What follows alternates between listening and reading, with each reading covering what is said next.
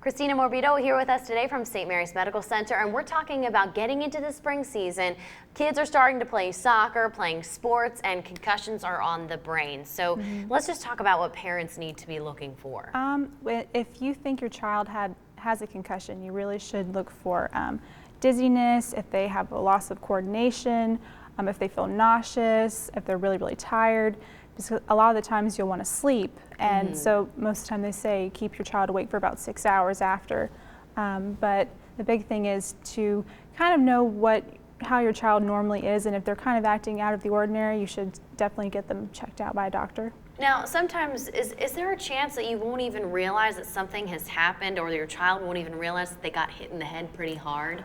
Yeah, a lot of the time, you think, oh, I just got hit, and just shake it off. And a lot of times coaches will tell you just shake it off and play on, and you kind of want to be more careful of that because concussions are very serious. And concussions are fairly common. I mean, we're learning that people are getting them more and more doing a lot of different sports. Oh yeah, especially with all the football talk with concussions. They are very serious, and if you have more than one, it can end up turning into a long-term problem. So if you do see somebody who has a concussion or any kind of symptoms, you really should take them out, check them out, make sure they're okay, and then get them checked out by a doctor would be the best. Is it worse when they start out so young getting concussions? Does that kind of set you off to a bad start? I would think yes, just because they're still developing, and as it's really important to have a healthy brain as you grow up, and you don't want any damage or any swelling. And I had two in high school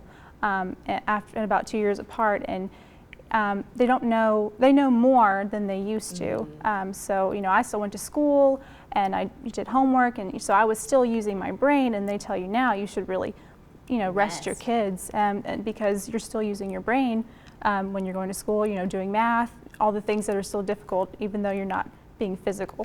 Right, and now here you are, you know all this about concussions, you see people all the time dealing with them. What's the one main thing what's one thing that concerns you when these kids are coming in? A lot of the problem, especially with soccer, I would think would be technique, because heading is a very big part of soccer. Right.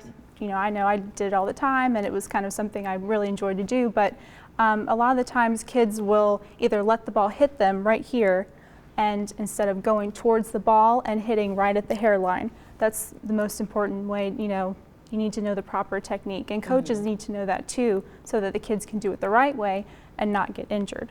And there's a fine line there, really, hitting perfectly right here. It takes a lot of practice, so practice makes perfect, so you should do that at practice. Practice that technique. So that's your advice really for coaches as well. You want them to focus on how to properly head the soccer ball. Yes, and then to take the Heads Up course is a really good course about concussions in youth sports, and I think it's very important that coaches and parents and even the referees all study it and take the courses so they can recognize concussion symptoms. All right, good advice. Thank you so much, Christina. Brittany?